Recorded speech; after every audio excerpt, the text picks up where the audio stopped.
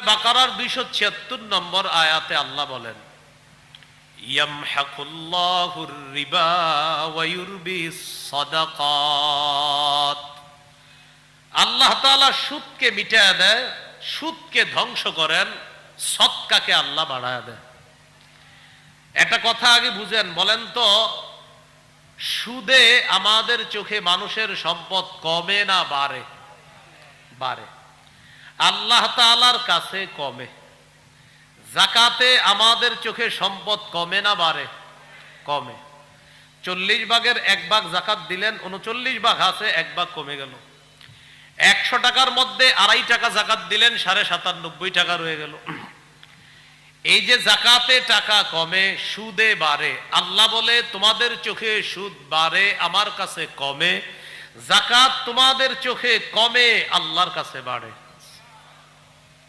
সূরা রুমের 39 নম্বর আয়াতে আল্লাহ বলেন, ওয়ামা আতাইতুম মির রিবাল লিয়ারবুয়া ফি আমওয়ালিন নাস ফালা ইয়ারবু ইনদাল্লাহ।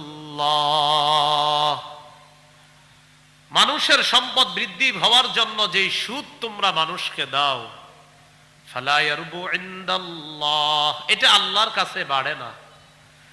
ওয়ামা আতাইতুম মিন যাকাতিন তুরিদুনা ওয়াজহাল্লাহ, আল্লাহকে খুশি করার জন্য যেই যাকাত তোমরা দাও, ফাউলাইকা হুমুল মুদঈফুন, আমি আল্লাহ ঘোষণা করলাম যাকাতের মাধ্যমে এই মানুষগুলা তাদের সম্পদ এবং সওয়াব বহু গুণে বৃদ্ধি করে নেয়।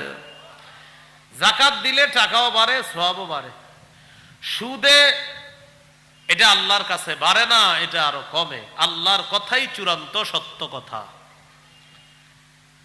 সমাজে কিছু সুদ আছে, চক্রবৃদ্ধি সুদ। এটা দিন যত যাবে টাকা তত বাড়বে। আগামী শনিবারে টাকা দেওয়ার কথা, রবি হয়ে গেলে 10 টাকা বাড়বে, সোম হয়ে গেলে আরো 10 বাড়বে। এটা একটা। আরেকটা হলো আপনার কাছ থেকে 100 টাকা ঋণ